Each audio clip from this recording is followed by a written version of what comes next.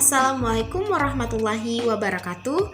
Perkenalkan, nama saya Nurul Hadijah dengan NIM 19026007. Saya dari Prodi Administrasi Bisnis, Fakultas Ilmu Sosial dan Ilmu Politik, Universitas Malikus Saleh. Di sini saya akan menjelaskan emosi dan mood dengan mata kuliah perilaku organisasi dengan dosen pengampu Ibu Risna Esos MSP. Kita masuk ke topik pertama, yaitu pengertian emosi dan mood. Apa sih pengertian emosi dan mood itu? Emosi adalah reaksi terhadap situasi tertentu yang dilakukan oleh tubuh.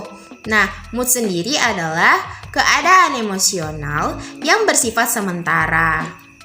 Selanjutnya, kita masuk ke topik kedua, yaitu macam-macam emosi. Di sini, macam-macam emosi itu ada 6. Yang pertama marah, yang kedua takut, yang ketiga bahagia, yang keempat terkejut, yang kelima jijik, yang keenam adalah sedih. Lanjut, kita masuk ke sumber-sumber emosi dan mood. Di sini sumber-sumber emosi dan mood ada 8 item. Yang pertama ada kualitas tidur, yang kedua ada kepribadian, yang ketiga ada olahraga, yang keempat ada suasana, yang kelima ada stres, yang keenam ada gender, yang ketujuh ada usia, dan yang kedelapan ada aktivitas sosial. Lanjut, kita masuk ke struktur mood. Di sini struktur mood ada 4 bagian, yaitu high positive effect, low positive effect, high negative effect, dan low negative effect. Nah, yang termasuk dalam high positive effect ada 4. Yang pertama ada alert, artinya tentram. Yang kedua ada excited, artinya bersemangat. Yang ketiga ada elated, artinya gembira. Dan yang keempat happy, artinya senang. Nah, dalam low positive effect ini apa aja?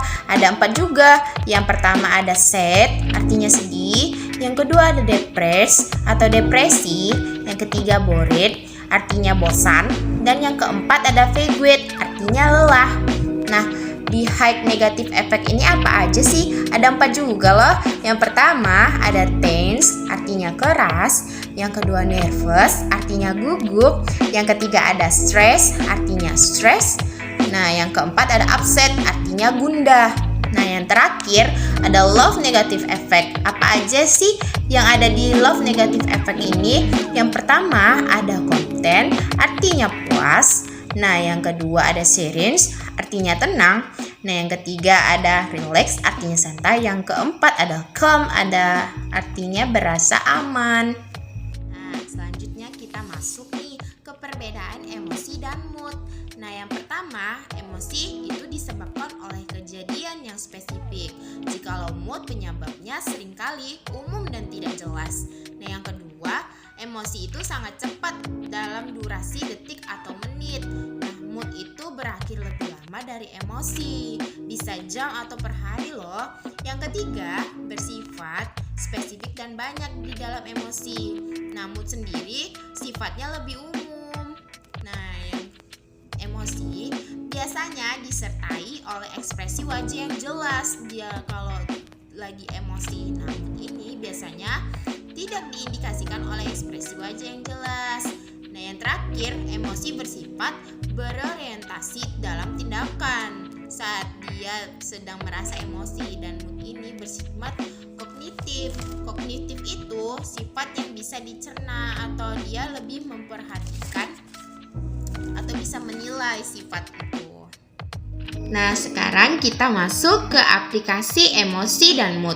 Di sini aplikasi emosi dan mood itu ada 6. Yang pertama seleksi, yang kedua pengambilan keputusan, yang ketiga kreativitas, yang keempat motivasi, yang kelima kepemimpinan, yang keenam ada keselamatan dan cedera di tempat kerja.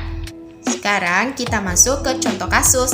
Di sini saya mengambil contoh kasus yang ada di perusahaan Kanasa Bistro dan Butik. Mari kita bahas kasusnya. Perusahaan Kanasa Bistro dan Butik merupakan perusahaan yang meliputi bidang kuliner dan pakaian. Kanasa Bistro dan Butik ini berpusat di Kota Langsa. Sebagai salah satu sampel dalam analisis materi mood dan emosi, Kanasa Bistro dan butik mempunyai strategi atau cara loh dalam mengatasi emosi dan mood karyawannya.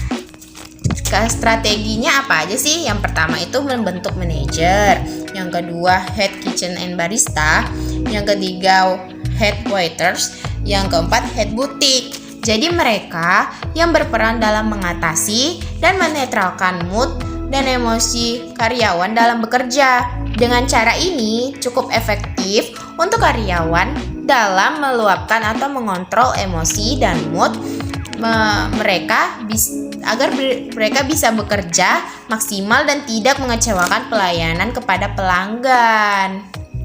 Oke, baiklah, hanya itu yang bisa saya sampaikan. Semoga materi yang saya sampaikan bisa bermanfaat untuk kalian semua.